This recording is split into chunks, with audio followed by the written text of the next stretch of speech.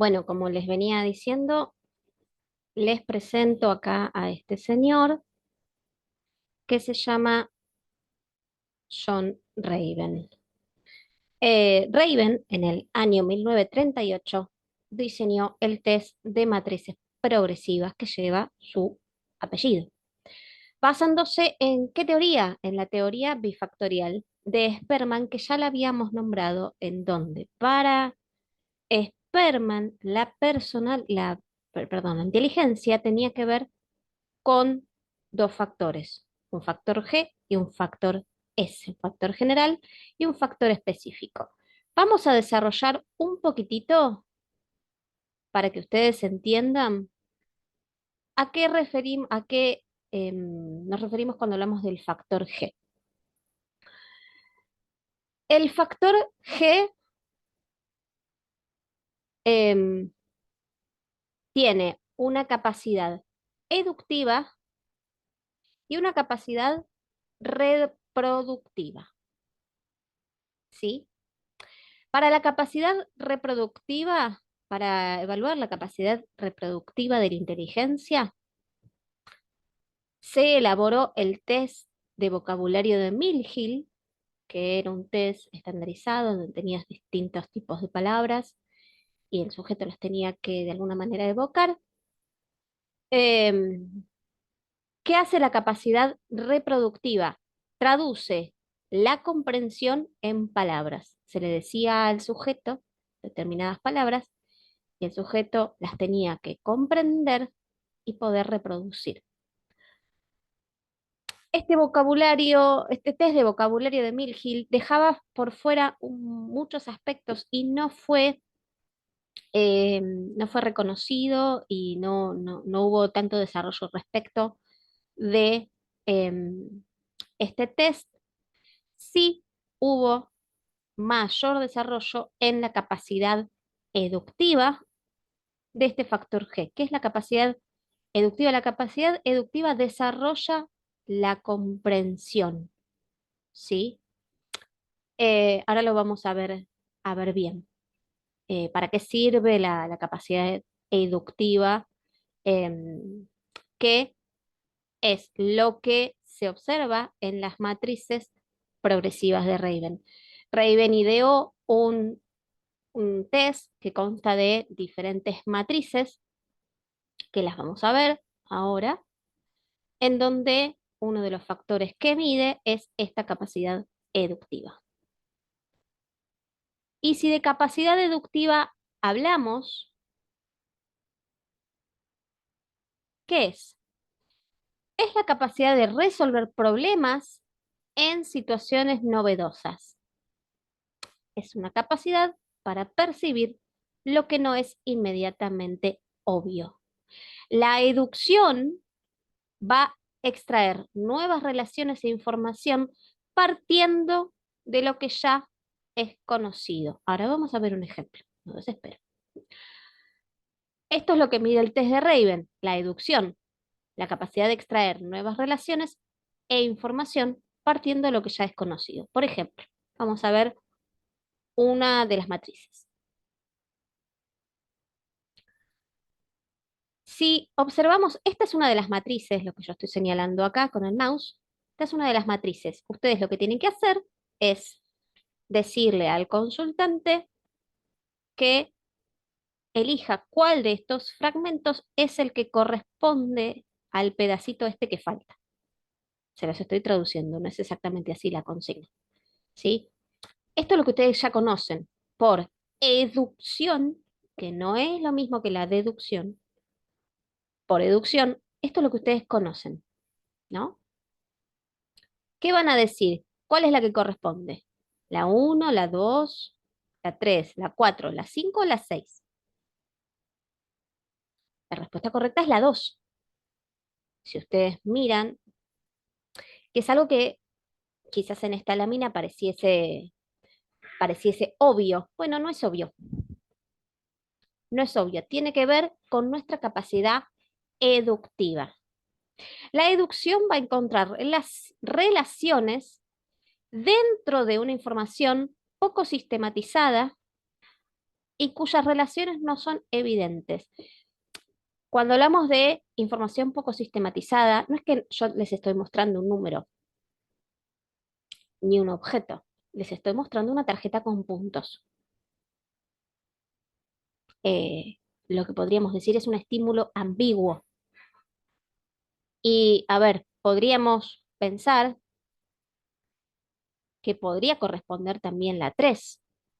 ¿Por qué? Porque ustedes se van a fijar en la forma, pueden dejarse llevar por la forma, por esta forma que estoy señalando acá, y no por los puntos. Acá son 4 puntos, acá son más de 4. ¿Cómo deducen ustedes que esta corresponde a esta? Por la capacidad educativa, la capacidad de resolver problemas en situaciones novedosas, para percibir lo que no es inmediatamente obvio. En otras, em,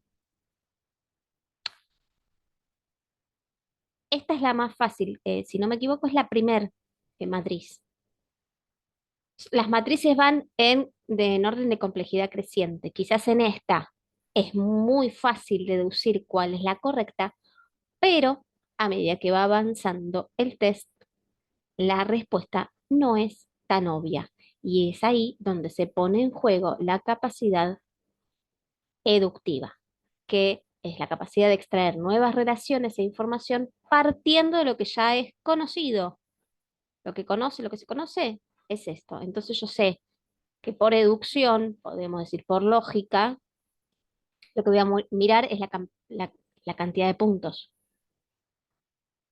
Pero si nos guiamos por la cantidad de, si nos guiásemos por la forma, si nos guiamos por la forma, entra cualquiera, porque la forma es la misma.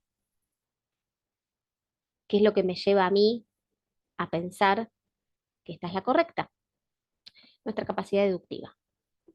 Bien, desde Raven es muy usado para medir la inteligencia. Es uno de los más usados, además de otra escala que la vamos a ver ahora.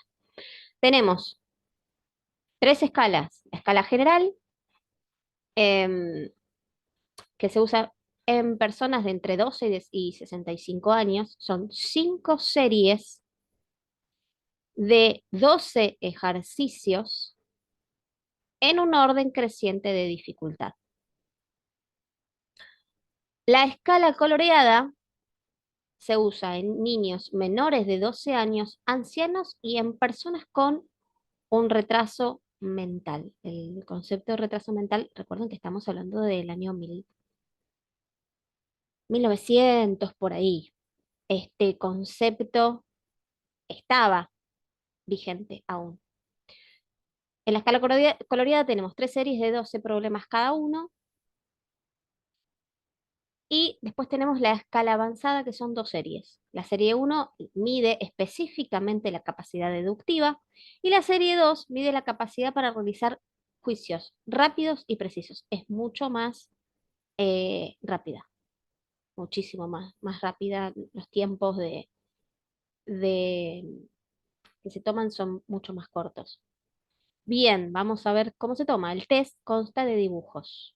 Ustedes le van a decir al consultante, el test consta de dibujos. A cada uno le falta una parte. Deberá elegir la parte que le falta entre las 6 u 8 alternativas posibles que aparecen debajo de cada matriz. Es importante que le aclaremos al consultante que solo hay una respuesta correcta. Le indicamos que son 12 matrices por grupo, ¿sí? Son 5 series, 5 grupos de 12 matrices cada uno. Y que no puede pasar al siguiente grupo sin completar el anterior. Este test está digitalizado por si ustedes lo quieren googlear, ponen el test de Raven y lo pueden hacer digitalizado. Los 3 primeros ítems, las 3 primeras matrices, por lo general son lo que se llaman las matrices de prueba, y se realizan en conjunto con el sujeto para que la persona pueda entender cómo es la dinámica del test. Otra escala conocida de inteligencia es la escala de inteligencia de Bechler. Bechler es este señor em, que sus bases, la base para la escala de inteligencia de Bechler es la teoría de Cattell y de Horn sobre inteligencia fluida y cristalizada. Recuerden lo que era la inteligencia fluida y cristalizada, que lo vimos en el video anterior. La primera aparición de este test fue en 1939 y originalmente se llamó escala de inteligencia de Bechler y Believ, o Believ. Em, Luego, en 1946, se publicó la escala de inteligencia de Bechler y Believ 2, una reedición. ¿Cómo es esto de las revisiones a medida que se va desarrollando un test? Cuando uno desarrolla un test, una prueba psicométrica, em, se van haciendo estudios, se toman grupos de sujetos y em, se va midiendo, se va practicando, se va poniendo en práctica esa función que yo quiero evaluar y a lo largo del tiempo esas mediciones van a ir cambiando, porque no se olviden que la inteligencia no es un concepto fijo, tiene que ver muchas veces también con el ambiente, con la edad, con las circunstancias en las que viene el sujeto. Entonces es necesario que se haga una nueva revisión y también lo que se revisan son, digamos, los mismos ítems de los test para ver si realmente miden lo que deben medir. Bien, en 1955 se creó el WISE y en 1981 tenemos el WISE R. Actualmente, en la actualidad, tenemos el WISE 4 para personas adultas entre 16 y 89 años. Consta de 14 subpruebas. Tenemos el WISC 4 para niños entre 6 y 16 y posee 15 subtests. Este es un test muy utilizado, sobre todo por los neuropsicólogos, para, para ver si en los niños hay algún tipo de déficit. Presten atención a, a estas clasificaciones, a los nombres, no solamente para el examen escrito, sino también para el final. Y también contamos con el WIPSI 3, que es para preescolares y primaria. Bien, vamos a ahora interiorizarnos un poquito sobre cada escala. Escala de Bechler para adultos, la WISE 4. La escala WISE es la última versión actualizada para la valoración de adultos. Tenemos una versión inglesa que fue publicada en 2008 y la versión española en 2012. Los ámbitos en donde generalmente se suelen utilizar son en el ámbito clínico, o sea, en la clínica, en el consultorio o en los hospitales, en el ámbito escolar, en el ámbito forense y en recursos humanos. ¿Cuáles son los propósitos de este test? Clasificar, describir y predecir la capacidad intelectual. Cómo es la capacidad intelectual de ese sujeto al que estamos evaluando. El WISE incluye 15 tareas, de las cuales 10 van a ser principales y 4 son opcionales. Las opcionales em, permiten evaluar con mayor detalle algún aspecto en concreto. Además, se pueden reemplazar eh, algunas de las tareas principales si fuese necesario. Las principales se deben realizar siempre que se desee obtener una puntuación de un índice en concreto, por ejemplo, el índice verbal. Ahora vamos a ver un poquitito. Em, pero, por ejemplo, si nosotros tenemos, si el paciente que tenemos tiene algún tipo de dificultad visual, auditiva, podemos ver si lo que nosotros necesitamos medir se puede medir incorporando las tareas opcionales. Bien,